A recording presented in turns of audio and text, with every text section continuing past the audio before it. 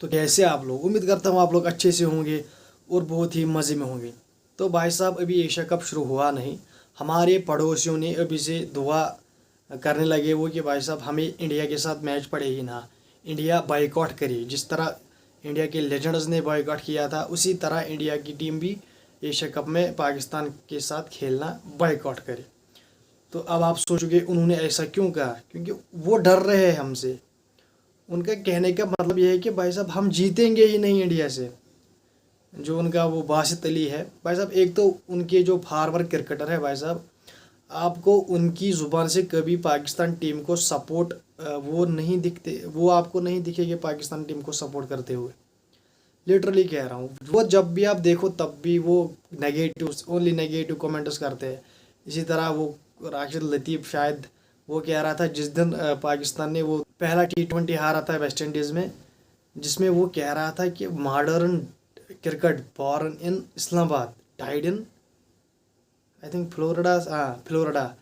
तो भाई साहब फिर उसी टीम ने उनको सीरीज़ जिताई जो कि उनकी नई टीम थी, वन ऑफ यंग टीम। तो जब उनके बड़े लड़के आए सीनियर्स, तो भाई साहब उन्होंने सीरीज़ हरवा दी। तो भाई साहब फिर उन्होंने कोई कमेंट वमेंट नहीं की, क्योंकि वो चाहते थे कि बाबर रिजवान T20 में जाए खेले।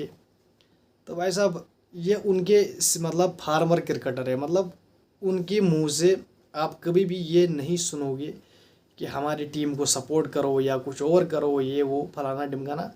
हमेशा वो आपको नेगेटिव कमेंट्स ही करते दिखेंगे, आपको सिर्फ नेगेटिव कमेंट करेंगे वो अपनी नेशनल टीम पे। ऐसी कौम है वो।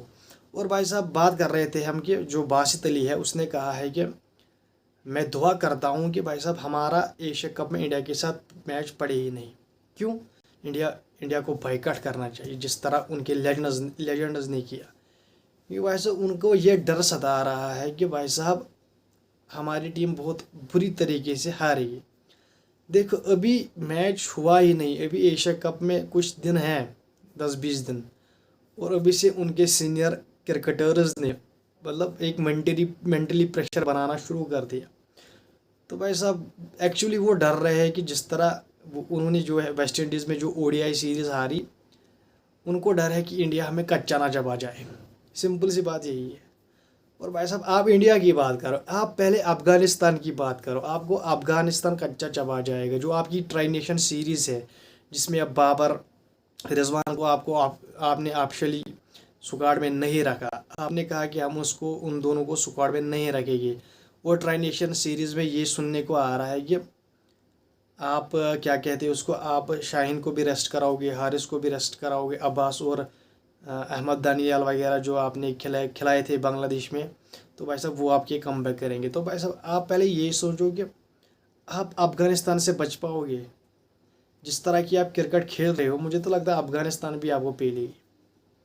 लिटरली कह रहा हूँ, क्योंकि अफ़गानिस्तान बहुत स्ट्रॉन्ग टीम है UAE की कंडीशंस में, समझ रहे हो आप। तो आपको तो उन्होंने उसी क्या कहते हैं उसी वेन्यू पे आपको उन्होंने T20 सीरीज़ हराई है, जब शादाब खान की कैप्टनसी में आपने उनके साथ T20 सीरीज़ खेली थी। तो फिर जब शादाब खान ने कहा था कि बाबर रिजवान के बिना कुछ नहीं, वो बादशाह है, हम कहता है सलार है, कुछ और है। तो भाई साहब ये सब चीज़ें चलती रही, आज चलती रही पाकिस्तान के क्या कहते मीडिया में। और भाई साहब उन्होंने बहुत दुआई की कि हम इंडिया बाइकआउट करें। तो भाई साहब हमें भी बाइकआउट करना चाहिए, लिटरली कह रहा हूँ। तो देखेंगे उस दिन टीम क्या करेगी। और दूसरी तरफ हमारी टीम अनाउंस होने वाली है 19 को। तो भाई साहब अभी तक कुछ कन्फर्म है ही नहीं कि 3 नंबर पर कौन खेलेगा। 3 नंबर पर भाई साहब बहुत डिस्कशन हो रही है। जायसवाल आए, शुभमन गिल आए, श्रेयस अय्यर आए, मतलब बहुत सारी डिस्कशन हो रही है 3 नंबर के स्लॉट पर। बाकी तो आपको लगभग फिट है कि किस किस को खेलना है। तो भाई साहब एक तरफ आप कहते हो कि यश जायसवाल और शुभमन गिल को आप ओपनिंग कराओ, तो भाई साहब दूसरी तरफ अभिषेक शर्मा और संजू सैमसन ने क्या गलत करा है भाई साहब? वो तो बहुत ताबड़तोड़ खेले हैं, समझ रहे हो। तो भाई साहब हमारे यहाँ पर भी कुछ अभी तक कुछ कन्फर्म नहीं हुआ कि 3 नंबर पे मतलब इन होंगे, शुभमन गिल इन होगा, यश जायसवाल इन होगा, लाइक दैट स्टफ। तो भाई साहब अभी तक ये कन्फर्म हुआ नहीं है। तो जब जिस दिन स्क्वाड अनाउंस होगा तो शायद कुछ सरप्राइज एंट्री भी मिले आपको। तो भाई साहब उसी दिन उस पर थोड़ी सी डीप डिस्कशन करते हैं। अब 16 है आज, तो अब कुछ ही दिन है, तो उसके बाद हमारा सुखाड़ा हाउस होगा, तो उस पर हम डीप डिस्कशन करेंगे किसको होना चाहिए। तो एक तरफ आपको मैंने बताया कि पाकिस्तान के फार्मर क्रिकेटर्स दुआ कर रहे हैं कि हमें इंडिया के साथ मैच ना ही पड़े, इंडिया बाइकआउट करे। मैं कह रहा हूँ भाई साहब, आप हमारी छोड़ो, आप अपनी पहले अफगानिस्तान से बचने की कोशिश करो, क्योंकि अफगानिस्तान आपको बहुत पेलेगा भाई। दे विल हंट यू भाई साहब, वो आपको छोड़ेंगे नहीं, कच्चा चबा जाएंगे पाकिस्तान को यूएई की कंडीशन में। तो भाई साहब मुझे तो लगता है कि भाई साहब यूएई इनको भी हराएगी, अफगानिस्तान भी इनको हराएगी। तो भाई साहब देखते हैं क्या होता है। और भाई साहब मोहम्मद हफीज़ ने कहा है हमारे अभी मेन प्लेयर्स है, उनने कहा कि हमारे मेन प्लेयर्स बाबर रिजवान ये नहीं है, अभी हमारे मेन प्लेयर्स है जिन्होंने हमें मैचेस जिताए, सलमान अली आगा, सैम अयूब एंड हसन नवाज। तो आपको इनको ज़्यादा फोकस करना चाहिए बल्कि कि बाबर और रिजवान। तो भाई साहब बहुत ही क्रिटिसाइज में है बाबर रिजवान, क्योंकि उनकी परफॉर्मेंस कुछ ठीक नहीं है। जो उन्होंने वेस्ट इंडीज़ में किया दैट वाज डिज़ास्टर। मतलब 34 ईयर्स के बाद वेस्ट इंडीज़ ने पाकिस्तान को हराया ओडीआई सीरीज़। ये एक रिकॉर्ड था पाकिस्तान के पास जो वेस्ट इंडीज़ ने आखिरकार तोड़ दिया 34 ईयर्स के बाद। तब बाबर आजम भी नहीं पैदा हुआ होगा जब पाकिस्तान ने 1992 में वेस्ट इंडीज़ ने पाकिस्तान को हराया है। तो भाई साहब बहुत लंबी स्ट्रिक थी पाकिस्तान की, लेकिन आखिरकार उसे वेस्ट इंडीज़ ने तोड़ ही दिया।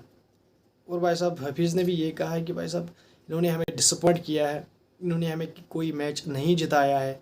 जब भी कोई बड़ा मैच आता है तो भाई साहब ये सीनियर्स बाबर रिजवान ये अपने हाथ खड़े करते हैं और कहते हैं कि हमसे नहीं होगा। तो भाई साहब मैंने तो अपनी जब से मैंने क्रिकेट 2019 का वर्ल्ड कप, तब से मुझे कुछ इसके बारे में उतना कुछ इतना इंटरेस्ट लिया मैंने कि तब से मैं इस पे ज़्यादा फोकस करने लगा क्रिकेट पे। तो भाई साहब उसी वर्ल्ड कप में मैंने बाबर आजम को देखा है कि वो चेज़ करते हुए जा रहा है, और भाई साहब उसने शतक मारा, और भाई साहब उसने पाकिस्तान को मैच जिताया। वो एक मैच उसने चेज़ करते हुए जिताया पाकिस्तान को। तो फिर उसके बाद उसे किंग शिंग पिंग बोला गया लिटरली।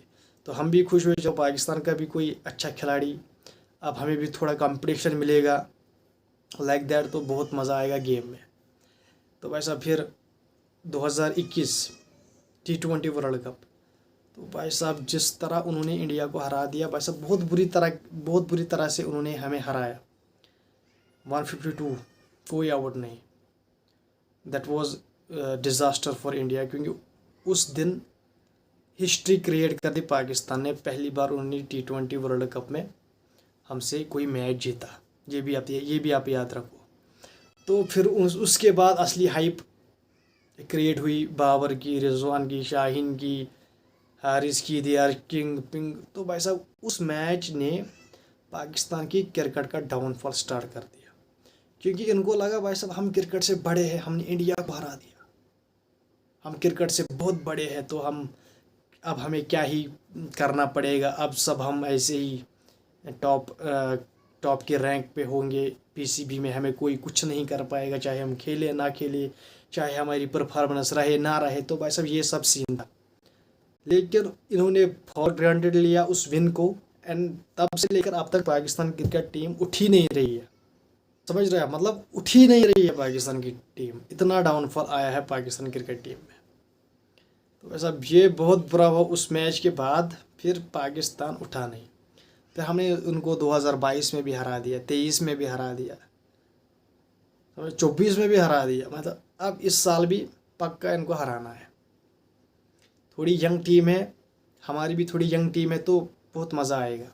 तो ये हाल है पाकिस्तान क्रिकेट का। और कुछ भाइयों ने कमेंट की थी कि क्या बाबर रिजवान होने चाहिए एशिया कप में। तो भाई साहब जिस बंदे ने वो कमेंट की है, भाई साहब आप खुद बोलो, जिस तरह की उनकी परफॉर्मेंस रही वेस्ट इंडीज़ में, क्या आपको ये लगता है कि वो T20 में होने चाहिए? नहीं, आप न्यूट्रल रहो। क्या आपको लगता है कि वो T20 में होने चाहिए? जिस तरह रिजवान ने खेला, जिस तरह बाबर ने खेला, क्या आपको लगता है कि वो डिज़र्व करते हैं T20 में खेलना? तो बस यही बात है। चलो बाबर को तो 50-50 हम मानते हैं, लेकिन रिजवान वो डिज़र्व करता है।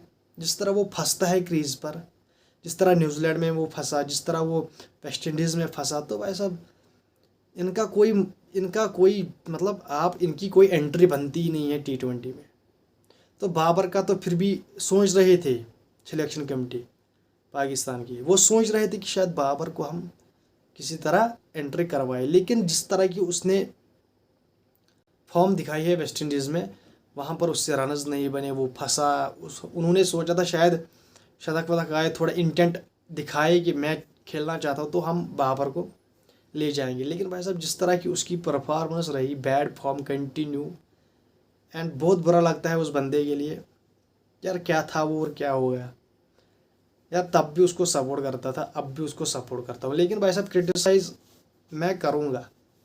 वो अच्छा खेलेगा नहीं, हम क्रिटिसाइज़ करेंगे, वो अच्छा खेलेगा हम बोलेंगे, लेकिन सपोर्ट तो है भाई साहब।